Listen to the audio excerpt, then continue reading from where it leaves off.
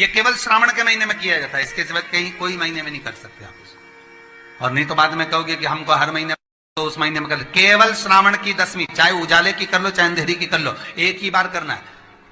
श्रावण महीने की दशमी तिथि को शमी के पत्ते को चाहे 21 हो, 11 हो, 51 हो, उसको शहद में डुबोकर शंकर भगवान के शिवलिंग पर उसको श्रृंगार करो। केवल चढ़ाना नहीं है, जब शहद में डूब जाएगा तो वो चिपक जाएगा। शिव का श्रृंगार करो। क्या होगा इससे? तो लिंग पुराण कहती है, नर्मदा पुराण कहती है, शंकर का जब हम शमी के पत्ते को शहद में डुबोकर श्रृंगार करते हैं, शंकर कहते हैं इसने मेरा श्रावण महीने में श्रृंगार करा है, तो क्यों ना मेरी इसका धन का श्रृंगार कर कर इसको कर से मुक्त कर दूं, तब कर जा चुका, तब कर। सारी दुनिया की ठोकर खा लो, सारी दुनिया के हाथ जोड़ लो, सारी दुनिया से निवेदन कर लो, और उसके बाद भी तुम्हारी दुख की घड़ी समाप्त नहीं हो, तब प्रयास करना। तुम्हारे घर में कोई गमला हो, कोई पौधा लगा हो, जो भी पौधा लगा हो, हम ये नहीं कहेंगे कि वो गुलाब का है कि गेंदा का है कि शमी का है कि बेलपत्री का है, जो पौधा तुम्हारे घर में लगा हो, जो पौधा, एक प्रयास करना। अभी सावन चालू हुआ है, अगर तुम्हें लगता है कि मेरी दुख का समय समाप्त नहीं हो रहा, मेरी दुख की घड़ी समाप्त नहीं हो रही, तो घर में रहने वाले जितने लोग आस्था चैनल पर कथा सुन रहे हैं, जितने फेसबुक यूट्यूब पर कथा सुन रहे हैं, और जितने पुष्कर राज की इस पावन धरा पर बैठकर कथा सुन रहे हैं, उनसे निवेदन करेंगे, श्रावण 2 सावन अब की बार हैं, एक अधिक मास का भी पड़ेगा और एक श्रावण ये पड़ेगा। ये जब 2 श्रावण पड़ते हैं तो इसमें हरि और हर का मिलन होता है, हरि और हर का मिलन, क्योंकि अधिक मास जो है वो भगवान पुरुषोत्तम का है, भगवान विष्णु का, और सावन के मध्य में अगर पड़ रहा है तो देवाधिदेव महादेव के साथ भगवान हरि का मिलन हुआ है, इसलिए इसको हरिहर श्रावण कहते हैं। ये 2 महीने के श्रावण में अगर मान लो एक दिन आपका निकल भी गया, 2 दिन आपके छूट भी गए, कोई दिक्कत की बात नहीं है। जो पेड़ तुम्हारे यहां लगा हो, जो पौधा तुम्हारे यहां लगा हो, जो वृक्ष तुम्हारे यहां लगा हो, जो क्यारा तुम्हारे यहां हो, कुंडी तुम्हारे यहां हो, उसी की मिट्टी को, उसी के पेड़ के नीचे, उसी पौधे के नीचे, उस मिट्टी को थोड़ा सा हाथ से उसको उठाकर एक लिंग की आकृति बना लें। उसमें जलाधारी बनाने की जरूरत नहीं, केवल लिंग की आकृति बनाकर उसी की पूजन वहीं कर कर पानी चढ़ाकर 15 से 20 मिनट बाद अपना काम करने के बाद उसी को उसी मिट्टी में विसर्जन कर दें, अपनी कामना कर कर। देवाधिदेव महादेव 2 महीने के बाद क्या देगा ये वही जान सकता है। वो क्या प्रदान करेगा ये उसके ऊपर। देख लिया हमने, बहुत प्रयास कर कर देख लिया, सारी दुनिया का हमने प्रयोग कर कर देख लिया। इनसे भी पूछा, उन्होंने कहा वाशरूम इधर बना दो, वास्तु शास्त्री ने कहा ये बना दो, ज्योतिषाचार्य ने कहा ये बना दो, उन्होंने कहा ये बना दो, उन्होंने कहा वो बना दो। हमने दुनिया का काम कर कर देख लिया, हाथों की अंगूठियां बदल कर देख ली, नग आभूषण बदल कर देख लिए, सोने की दिशा बदल कर देख ली, सीढ़ियों की दिशा बदल कर देख ली। अब जब सारी दिशा बदल कर देख ली, सारा काम कर कर देख लिया, उसके बाद भी अगर हमारी ग्रह दशा नहीं सुधरे, हमने सबके शमी के वृक्ष के नीचे, बेलपत्री के वृक्ष के नीचे अगर भूल से भी बच्चा, बूढ़ा, कोई व्यक्ति एक पार्थिव शिवलिंग का निर्माण कर लेता है, भूलवश भी उस पे जल समर्पित कर देता है, भूलवश भी उसके भाव से पुष्प या शमी पत्र या बेलपत्र भी चढ़ा देता है, तो वो इस संसार में कहीं ना कहीं सुख भोगता ही है, उसके जीवन में दुख नहीं है।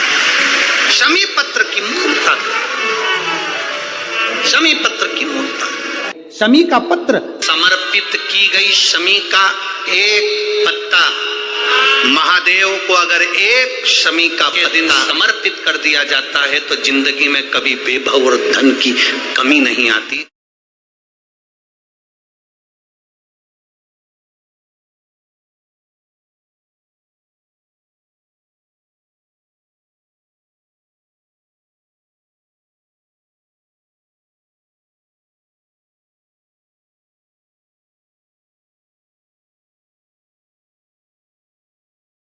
शमी के पेड़ के नीचे हम क्या कर कर जाएं कि हमारी कामना सिद्ध हो जाए, या बेलपत्री के पेड़ के नीचे हम क्या कर कर जाएं कि हमारी कामना सिद्ध हो जाए। तो शिव महापुराण में और गणेश पुराण के अंदर एक बहुत सुंदर प्रसंग है। गणेश पुराण में जैसे दुर्गा का प्रसंग कहा गया, तो गणेश पुराण में शमी के पत्ते का वर्णन करा गया, तो उसमें स्पष्ट कहा गणेश पुराण में कि यदि एक लोटा पानी, एक कलश जल, उसमें चंदन घोलकर अक्षत के 5 दाने और पीपल के 2 पत्ते उसमें डालकर शमी के पेड़ के ऊपर उस जल को समर्पित कर कर आप अपनी कामना बोलकर जिस कार्य के लिए जाते हैं वो कार्य मात्र 3 दिन में सफल हो जाता है। मात्र 3 दिन लगते हैं। भारत में वर्णन आता है और महाभारत के अंतर्गत जब पांडवों को वानप्रस्थ दिया गया तब पांडवों ने भगवान से पूछा कि हम हमारे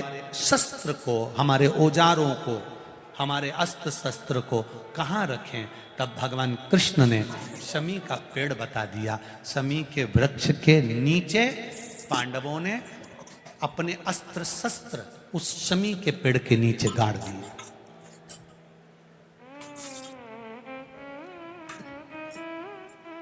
शमी के वृक्ष के नीचे अस्त्र शस्त्र को गाड़ा गया।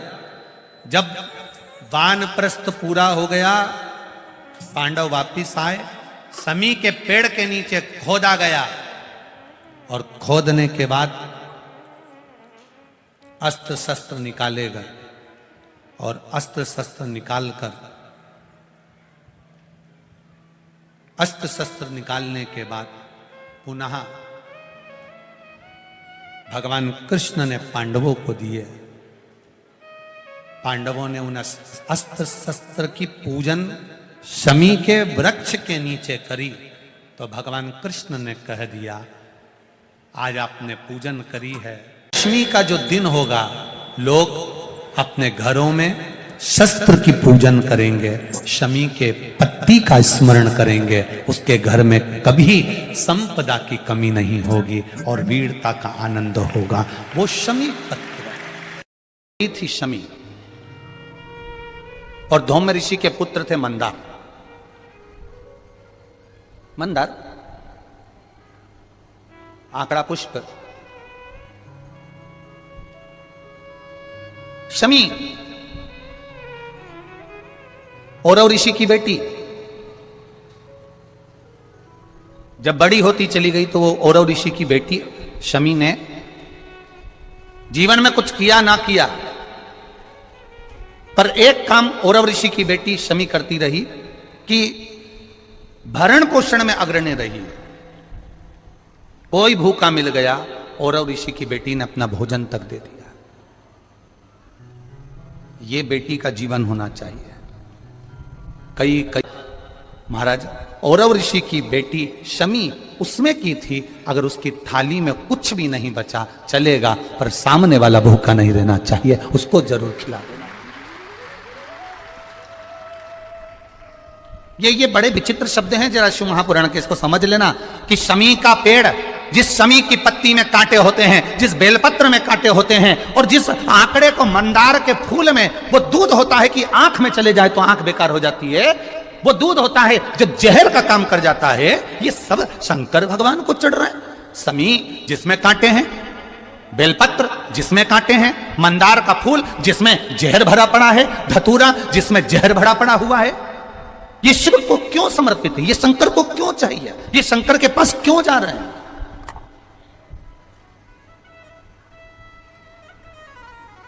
क्यों?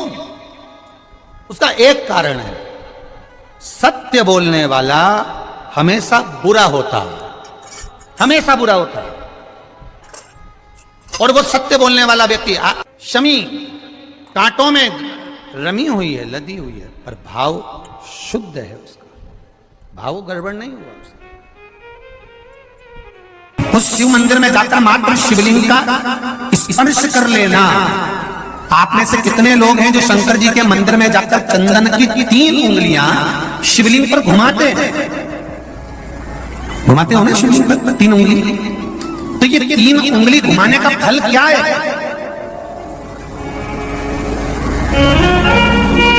क्या फल है? इस शिवलिंग पर ये 3 उंगली घुमाई जाए तो इसका फल क्या है? तो आपको लगेगा भगवान शंकर को त्रिपुंड लगाना है। बोलो सही है गलत है? आप तो यही सोचोगे ना कि शिव जी को त्रिपुंड लगाया गया है, पर नहीं। शिव महापुराण की कथा कहती है, ओम शिव महापुराण की कथा ये सागर में जो चल रही है, इसमें आप अगर विद्येश्वर संहिता को या पार्वती खंड को निकालोगे या आप स्कंद पुराण का या लिंग पुराण की कथा को उठाकर देखोगे तो उसमें वर्णन आता है जब कोई पुरुष, नारी या बच्चा अगर गंध भी नहीं है, लाल चंदन भी नहीं है और मात्र उंगली से 3 लाइन खींचता है, उसका मतलब त्रिपुंड लगाना नहीं होता। उसका मतलब होता है कि उसने एक पार्थिव शिवलिंग का निर्माण कर पूजन कर ली है। यह फल प्राप्त, उसका फल ये प्राप्त होता है।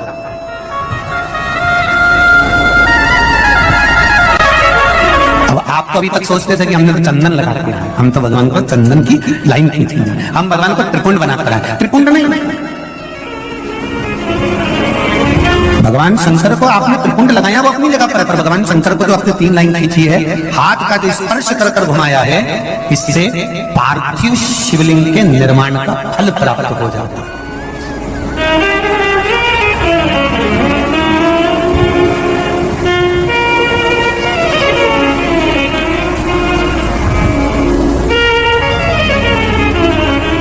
विशेष जब कामना रहती है, विशेष कामना, आज आपका मन कर गया 108 चावल के दाने मेरे को शिव जी को चढ़ाना है, 108 चावल के दाने मुझे शंकर भगवान को चढ़ाना। विशेष आज आपके मन में कोई मनोरथ बड़ा है, कोई कामना बड़ी है और बाबा से आपने विनती करी कि मेरा ये कार्य अटक रहा है, आप पूरा करोगे, मुझे विश्वास है। 108 चावल के दाने चढ़ाना है। आपने चंदन लगाया, हाथ की हथेली पर 108 चावल के दाने जो घर से गिनकर लेकर गए हो उसको हथेली में रखा। एक चावल का दाना नहीं चढ़ाया, हथेली में रखकर जो विशेष कामना, जैसे किसी कर्मकांडी ब्राह्मण से पूछा जाए, पूजन होने के बाद में विशेष अर्घ दिया जाता है, विशेष अर्घ।